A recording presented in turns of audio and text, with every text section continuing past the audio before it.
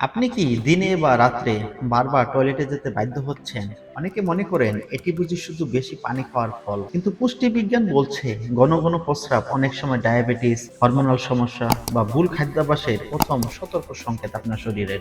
আজকের ভিডিওতে আমরা জানবো ঘন ঘন প্রস্রাব হলে কি কি খাওয়া উচিত, কোন খাবারগুলো অবশ্যই এড়িয়ে চলতে হবে, আর লাইফস্টাইল থেকে কিভাবে এটা নিয়ন্ত্রণ করে আপনি ভালো থাকবেন। সুতরাং দেরি না করে চলুন শুরু করা যাক।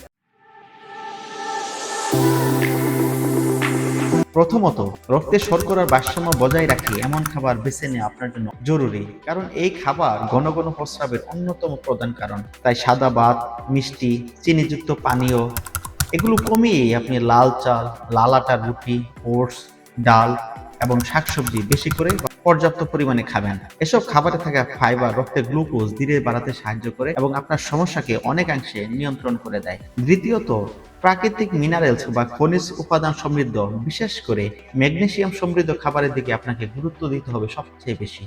কুমড়ার বীজ, কলা, বাদাম, পালং শাক এগুলো আপনার মূত্রথলির পেশিকে শক্তিশালী করতে সহায়তা করে। তাই এই খাবারগুলো যখন আপনি প্রতিদিন নিয়মিত খাবেন, তখন আপনার এই মূত্রথলি পেশি শক্তিশালী হয়ে আপনার এই ঘন ঘন প্রস্রাবের সমস্যা অনেকাংশে কমে যাবে বা এই সমস্যা থেকে আপনি সমাধান পাবেন। পর্যাপ্ত প্রোটিন বা আমিষ জাতীয় খাবার, কিন্তু অতিরিক্ত নয়, এই বিষয়টি খেয়াল রাখতে হবে।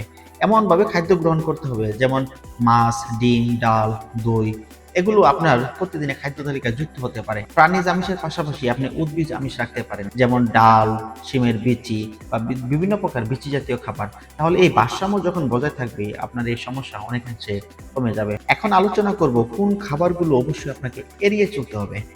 ঘন ঘন প্রস্রাবের ক্ষেত্রে চা, কফি, সফট ড্রিঙ্ক বা এনার্জি ড্রিঙ্কস এগুলো বাদ দিতে হবে, কারণ এগুলো ডাইইউরেটিক হিসেবে কাজ করে আপনার শরীরে, অর্থাৎ আপনার প্রস্রাবের পরিমাণ বাড়াবে। তাই অতিরিক্ত এই ড্রিঙ্কস জাতীয় খাবার বা চা বা কফি জাতীয় খাবার এগুলো অবশ্যই পরিহার করতে হবে। একইভাবে অতিরিক্ত জাল, ভাজা পোড়া এবং মিষ্টি জাতীয় খাবার এগুলো আপনাকে অবশ্যই এড়িয়ে চলতে হবে, কারণ মূত্রথলিকে উত্তেজিত করে এই খাবারগুলো। অনেকে মনে করেন কম পানি খেলেই মেবি সমস্যা কমবে, কিন্তু এটি একটি ভুল ধারণা।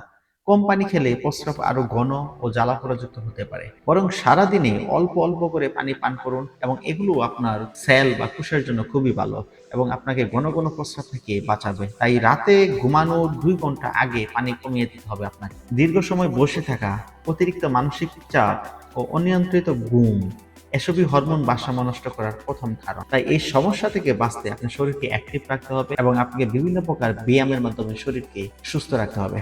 সুতরাং উপরের লিখিত যে বিষয়গুলো, একদিকে যেমন আপনি নির্দিষ্ট কিছু সংখ্যক খাবার খাবেন এবং অন্যদিকে যেগুলো আপনার শরীরের জন্য ক্ষতিকর সেগুলোকে বাদ দিবেন। এই দুইয়ের ব্যালেন্সের মাধ্যমে আপনার এই সমস্যা থেকে উত্তরণ পাবেন বা সমস্যা থেকে সমাধান পাবেন। সুতরাং নিজের শরীরের সংকটকে আর অবহেলা নয়, আজকের ছোট পরিবর্তনই আপনাকে ভবিষ্যতের বড় রূপ থেকে রক্ষাও করতে পারে।